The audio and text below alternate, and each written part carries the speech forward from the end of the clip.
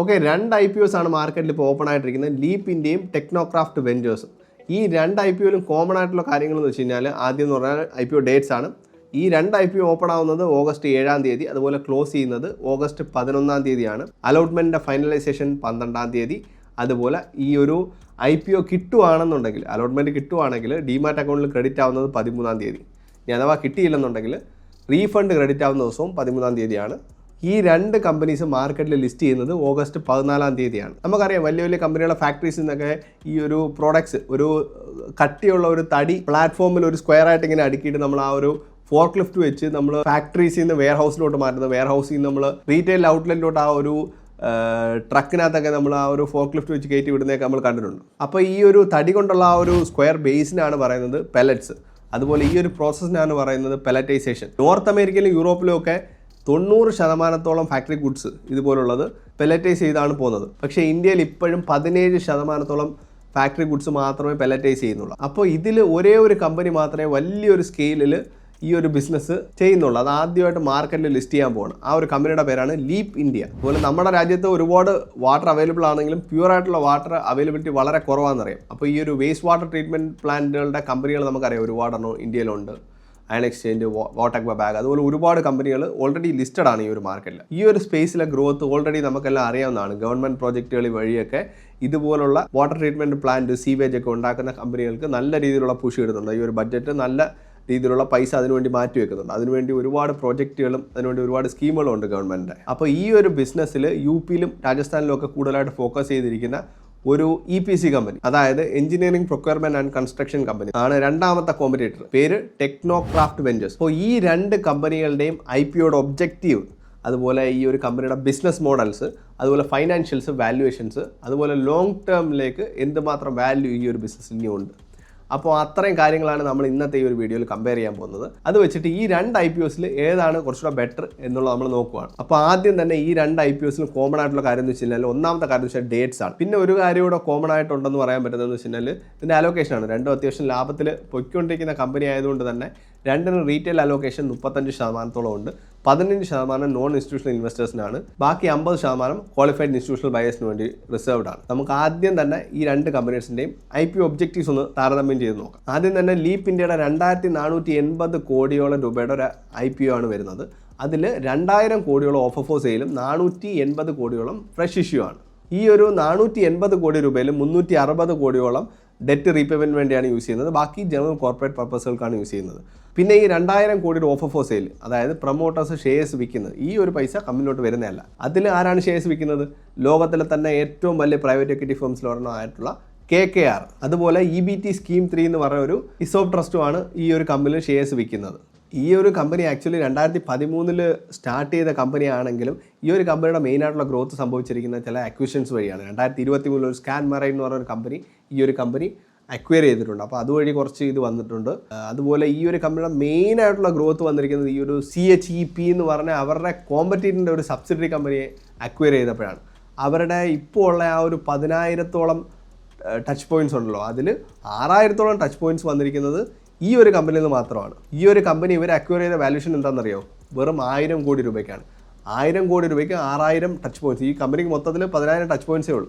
അപ്പോൾ അതിൻ്റെ double price എടുത്താൽ പോലും ഓൾമോസ്റ്റ് 2000 കോടിയേ അപ്പോൾ ആവണ്ടേ ഉള്ളൂ. അക്വയർ ചെയ്ത ഡേറ്റ് കഴിഞ്ഞ വർഷം ജാനുവരിയിൽ. ഇപ്പോൾ തന്നെ നമുക്ക് നോക്കിക്കാണാം, അവരെ അക്വയർ ചെയ്ത വാല്യൂഷനിൽ നിന്ന് ഇപ്പം 7000 കോടിയാണ് മാർക്കറ്റ് ക്യാപിറ്റലൈസേഷൻ ഈ ഒരു കമ്പനിയുടെ. IPO ഒബ്ജക്റ്റീവ്സ് നോക്കുകയാണെങ്കിൽ വലിയൊരു IPO ആണ്. 2480 കോടി രൂപയൊക്കെ IPOയ്ക്ക് ഉണ്ട്. പക്ഷേ 2000 കോടിയുടെ ഷെയർസ് ബേസിക്കലി ഇതിനകത്തുള്ള മുമ്പേ ഉള്ള ഇൻവെസ്റ്റേഴ്സ് ലാഭം എടുക്കാൻ വേണ്ടി വിൽക്കുന്നതാണ്. അതേസമയം നമ്മുടെ ഈ ഒരു ടെക്നോക്രാഫ്റ്റ് വെഞ്ചേഴ്സ് എന്ന് പറഞ്ഞ കമ്പനി വളരെ ചെറിയൊരു IPO ആണ്. 251 കോടി രൂപയുടെ IPO ആണ്. അതിൽ 201 കോടി രൂപയുടെ ഫ്രഷ് ഇഷ്യൂവും 50 കോടി രൂപയുടെ ഓഫർ ഫോർ സെയിലുമാണ്. ആ ഒരു IPO സൈസും ചെറുതാണ്, ഈ ഒരു ഓഫർ ഫോർ സെയിലും ചെറുതാണ്.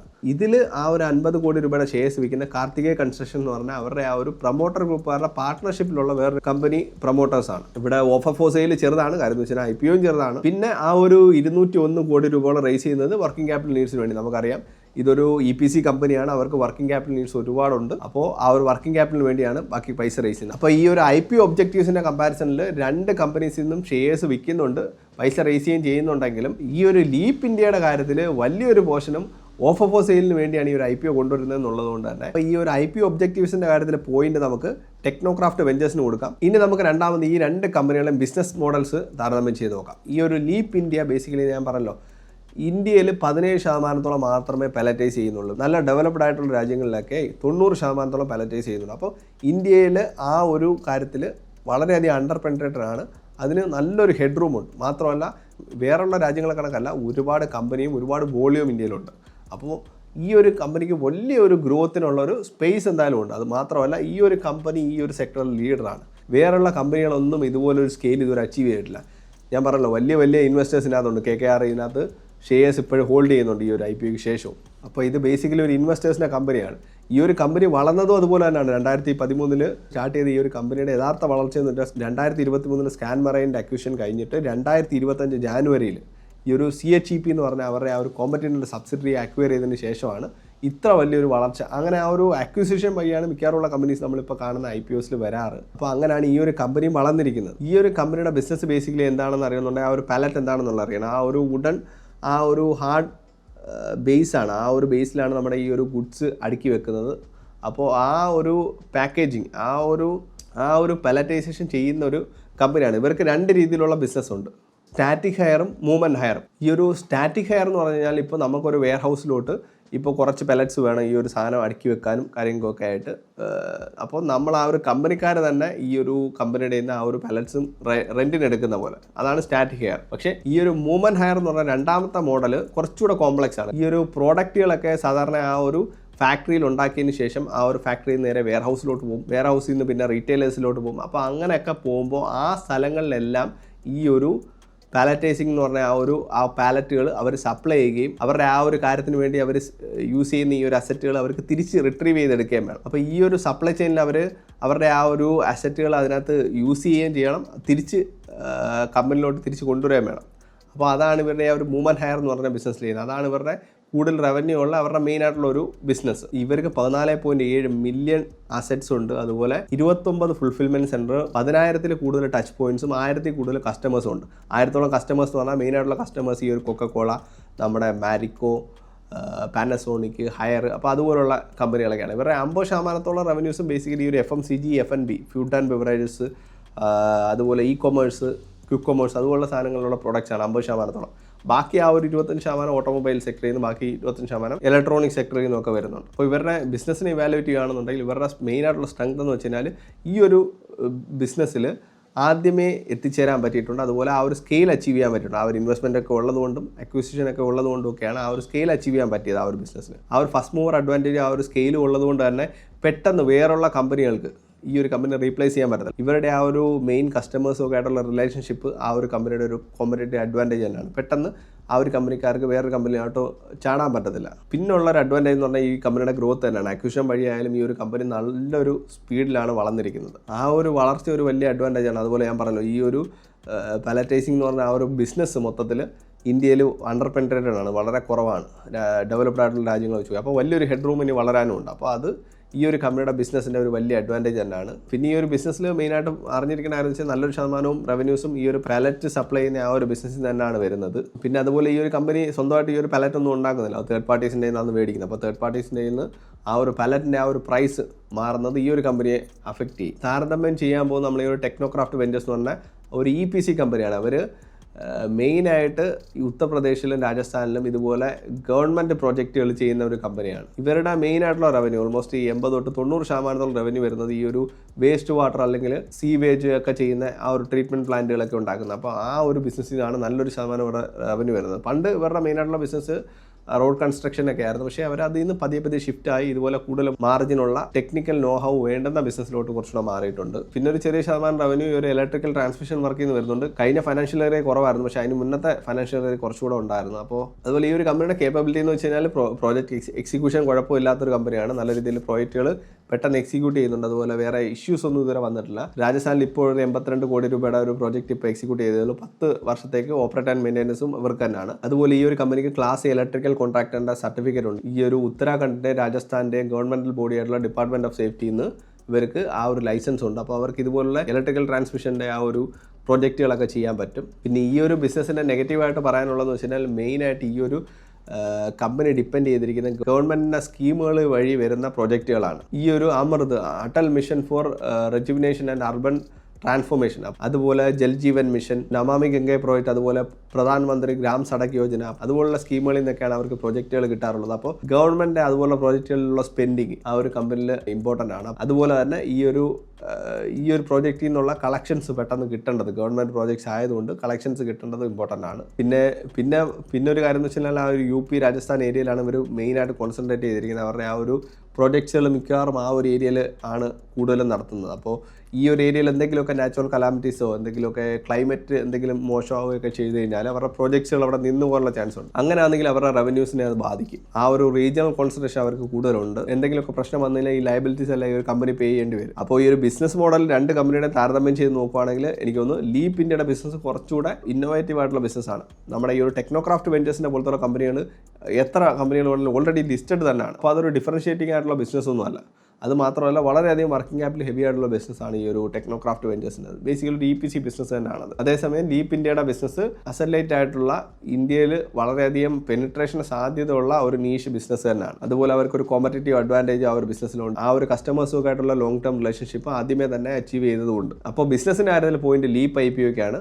അതുപോലെ ടെക്നോക്രാഫ്റ്റ് വെഞ്ചേഴ്സിന് ഇതിൽ പോയിന്റ് ഇല്ല. ഇനി നമ്മൾ താരതമ്യം ചെയ്യാൻ പോകുന്ന ഈ രണ്ട് കമ്പനികളുടെ ഫൈനാൻഷ്യൽസ് ആണ്. ഫൈനാൻഷ്യൽസ് ഫസ്റ്റ് ലീപ് ഇന്ത്യയുടെ ഫൈനാൻഷ്യൽസ് നോക്കുകയാണെങ്കിൽ നമുക്ക് കാണാം റവന്യൂസ് നല്ല രീതിയിൽ വളർന്നിട്ടുണ്ട്.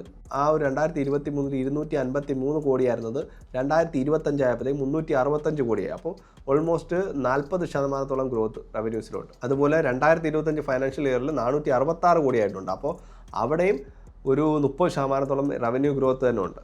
അതുപോലെ ഇബിട്ട വാല്യൂസ് നോക്കുവാണെങ്കിൽ അതുപോലെ തന്നെ ആ ഒരു ബോട്ടം ലൈനിൽ അതുപോലെ തന്നെ ഒരു ഗ്രോത്ത് കാണിച്ചിട്ടുണ്ട്, അതിൽ കൂടുതൽ. അതുപോലെ ഇബിട്ട മാർജിൻസ് ആ ഒരു 48 എന്നുള്ള റേഞ്ചിൽ നിന്ന് 56 റേഞ്ചിലോട്ട് വന്നു. ഇബിട്ട മാർജിൻസും നല്ല രീതിയിൽ കൂടിയിട്ടുണ്ട്. അതുപോലെ ആ ഒരു കമ്പനിയുടെ നെറ്റ് പ്രോഫിറ്റ് നോക്കുവാണെങ്കിൽ ആ ഒരു 9 കോടിയിൽ നിന്നാണ് 37 കോടിയിലോട്ട് എത്തിയിരിക്കുന്നത്. പിന്നെ 2025 അത് മോഡറേറ്റ് ചെയ്ത് 35 കോടിയായി. കാര്യം എന്ന് വെച്ച് കഴിഞ്ഞാൽ അവരുടെ പാറ്റ് മാർജിൻസ് കുറച്ച് താഴോട്ട് വന്നതാണ് അവരുടെ എക്സ്പെൻസും ഫൈനാൻസ് കോസ്റ്റും ഒക്കെ കാരണം. ആ ഒരു ഫൈനാൻസ് കോസ്റ്റിൽ കുറച്ച് കുറയും ഈ ഒരു IPO വഴി കുറച്ച് ക്യാഷ് റേസ് ചെയ്യുന്നുള്ളൂ ഡേറ്റ് അടയ്ക്കാൻ വേണ്ടി. പിന്നെ ഈ ഒരു കമ്പനിയുടെ P&L നമ്പേഴ്സ് മാത്രം നമ്മൾ നോക്കത്തുള്ളൂ. ആ ഒരു ക്യാഷ് ഫ്ലോ സ്റ്റേറ്റ്മെൻറ്റ് നോക്കാന്നുണ്ടെങ്കിൽ നമുക്കറിയാം ക്യാഷ് ഫ്ലോ ഫ്രം ഓപ്പറേഷൻസ് നല്ല രീതിയിൽ ഈ ഒരു കമ്പനിയോട് വരുന്നുണ്ട്. ആ ഒരു P&L പറയുന്ന ഒരു പൈസയെ അല്ല കമ്പനിയോട് വരുന്നത്. ആ ഒരു ഡിപ്രീഷിയേഷൻ, അമോർട്ടൈസേഷൻ അതുപോലുള്ള അക്കൗണ്ടിങ് ടേംസ് ഒരുപാട് കുറയ്ക്കുന്നതുകൊണ്ടുമാണ് ഈ ഒരു പാറ്റ് നമ്പേഴ്സ് താഴെ പോകുന്നത് ഈ ഒരു കമ്പനിയുടെ. അല്ലെന്നുണ്ടെങ്കിൽ നല്ല മാർജിൻ ഉള്ളൊരു ബിസിനസ് തന്നെയാണ് ഈ ഒരു ലീപ് ഇന്ത്യയുടെ ബിസിനസ് എന്ന് പറഞ്ഞാൽ. ആ ഒരു ക്യാഷ് ഫ്ലോസ് കൂടുതൽ നിൽക്കുന്നതുകൊണ്ട് നമ്മൾ PL നോക്കുമ്പോൾ ഈ ഒരു കമ്പനിയുടെ വാല്യൂഷൻസ് ഒരുപാട് കൂടുതലായിട്ട് കാണാനുള്ള ചാൻസ് ഉണ്ട്. അപ്പോൾ നമുക്ക് ആ ഒരു വാല്യൂഷൻ ടൈമിൽ ആ ഒരു കാര്യം നമുക്ക് ചർച്ച ചെയ്യാം. നമുക്ക് വേണമെങ്കിൽ ഈ ഒരു ലീപ് ഇന്ത്യയുടെ വാല്യൂഷൻസ് നമ്മുടെ ഇന്ത്യയിലുള്ള ലോജിസ്റ്റിക് കമ്പനികളായിട്ട് വേണമെങ്കിൽ താരതമ്യം ചെയ്യാം. പക്ഷേ നമുക്കത് വ്യക്തമായിട്ടറിയാം ഈ ഒരു കമ്പനി ലോജിസ്റ്റിക് കമ്പനി അല്ല, ഈ ഒരു കമ്പനിയുടെ ബിസിനസ് ലോജിസ്റ്റിക് കമ്പനിയുടെ ബിസിനസ് അല്ല. അപ്പോൾ ആ ഒരു PS ഒരിക്കലും താരതമ്യം ചെയ്യാൻ പറ്റില്ല. ഈ സെയിം ബിസിനസ് ചെയ്യുന്ന ഒരു കമ്പനി ഇന്ത്യയിലില്ല. അപ്പോൾ നമുക്ക് ബേസിക്കലി നോക്കാൻ പറ്റുന്നത് ലോകത്തിൽ ഇതുപോലെ ബിസിനസ് ചെയ്യുന്ന വേറെ കമ്പനീസ് വേറെ മാർക്കറ്റിൽ ലിസ്റ്റാണ്. അപ്പോൾ ബ്രാമ്പിൾസ് ഓസ്ട്രേലിയൻ സെക്യൂരിറ്റി എക്സ്ചേഞ്ചിൽ AEX ലിസ്റ്റഡ് ആയിട്ടുള്ള കമ്പനിയാണ്. അപ്പോൾ ആ ഒരു കമ്പനിയുടെ വാല്യൂഷൻസ് വെച്ച് നോക്കുകയാണെങ്കിൽ ഈ ഒരു കമ്പനിയുടെ മൾട്ടിപ്പിൾസ് വളരെയധികം കൂടുതലായിട്ടാണ് തോന്നുന്നത്. ബ്രാമ്പിൾസിന് ആ ഒരു PE 30 ഇരട്ടി മാത്രമേ ഉള്ളൂ. പക്ഷേ ഈ ഒരു കമ്പനിയുടെ PE ഓൾമോസ്റ്റ് 119 ഇരട്ടിയൊക്കെയാണ്. അപ്പോൾ നമുക്കാണ് ഈ ഒരു അപ്പർ പ്രൈസ് ബാൻഡിൽ ഈ ഒരു കമ്പനിയുടെ മാർക്കറ്റ് ക്യാപിറ്റലൈസേഷൻ 7000 കോടിയാണ് വരുന്നത്. ഈ ഒരു കമ്പനിയുടെ ലാഭം വെറും 62 കോടി മാത്രമേ ഉള്ളതാണ് FY26 നോക്കുകയാണെങ്കിൽ. അപ്പോൾ ഈ ഒരു FY26 PE നോക്കുകയാണെങ്കിൽ 112 ഇരട്ടിയിലാണ് ഈ ഒരു കമ്പനി ട്രേഡ് ചെയ്യുന്നത്. അപ്പോൾ ആ ഒരു PE വളരെ കൂടുതലായിട്ട് തോന്നും. പക്ഷേ ഞാൻ പറഞ്ഞല്ലോ ഈ ഒരു കമ്പനിയുടെ ക്യാഷ് ഫ്ലോസ് കുറച്ച് നല്ലതാണ്. അപ്പോൾ ആ ഒരു ക്യാഷ് ഫ്ലോസ് വെച്ചിട്ട് വേണം ഇങ്ങനെയുള്ള കമ്പനികൾ നമ്മൾ വാല്യൂ ചെയ്യാൻ. ഒരുപാട് ഓവർ പ്രൈസ്ഡ് എന്ന് പറയാൻ പറ്റില്ല. പക്ഷേ ഈ ഒരു കമ്പനി ഓൾറെഡി ആ ഒരു ഗ്രോത്ത് കാണിക്കുന്നതുകൊണ്ട് ആ ഒരു ഗ്രോത്തിനനുസരിച്ചുള്ള ഒരു വാല്യൂഷനാണ് കൊടുത്തിരിക്കുന്നത്. ഈ ഒരു ബ്രാമ്പിൾസുമായിട്ട് താരതമ്യേന തന്നെ ഈ ഒരു കമ്പനി കൂടുതൽ വാല്യൂഷൻ കിട്ടുന്നതെന്ന് വെച്ച് കഴിഞ്ഞാൽ ആ ഒരു ബ്രാമ്പിൾസിൻ്റെ ഗ്രോത്ത് എന്ന് പറഞ്ഞാൽ ഇനി ഒരു 10% 15% ഒക്കെ വളരത്തുള്ളൂ. ആ ഒരു ഓസ്ട്രേലിയയിൽ ഇതുപോലുള്ള ബിസിനസ് ഓൾറെഡി ഒരു സാച്ചുറേഷനിൽ എത്തിയ ബിസിനസ്സാണ്. നമ്മുടെ ഇന്ത്യയുടെ കണക്ക് 17% നിൽക്കുമല്ല പാലറ്റൈസേഷൻ. അപ്പോൾ ഇന്ത്യ ഒരു അണ്ടർ പെനിട്രേറ്റഡ് ആയിട്ടുള്ള വികസിച്ച് വരുന്നൊരു രാജ്യമാണ്. അപ്പോൾ അതുപോലൊരു രാജ്യത്തെ ഇത്രയും അണ്ടർ പെനിട്രേറ്റഡ് ആയിട്ടുള്ള ബിസിനസ്സിൽ ഒരു ലീഡറായിട്ടുള്ള കമ്പനിക്ക് ഉണ്ടാകാൻ പോകുന്ന ഗ്രോത്തിന് വലിയൊരു വാല്യൂ ഉണ്ട്. അപ്പോൾ ആ ഒരു വാല്യൂ ഉറപ്പായിട്ടും ആ ഒരു ഷെയർ പ്രൈസിൽ കിട്ടും. താരതമ്യം ചെയ്യാനായിട്ട് നമ്മൾ ഈ ഒരു ടെക്നോക്രാഫ്റ്റ് വെഞ്ചേഴ്സിൻ്റെ ഫൈനാൻഷ്യൽസ് നോക്കുകയാണെങ്കിൽ നമുക്ക് കാണാം ഈ ഒരു കമ്പനിയുടെ റവന്യൂസ് ഒരു മോഡറേറ്റ് 23% CAGR-ലാണ് വളർന്നിരിക്കുന്നത്. 226 കോടിയിൽ നിന്ന് 344 കോടി എത്തിയിട്ടുണ്ട് ആ ഒരു 3 വർഷത്തിൽ.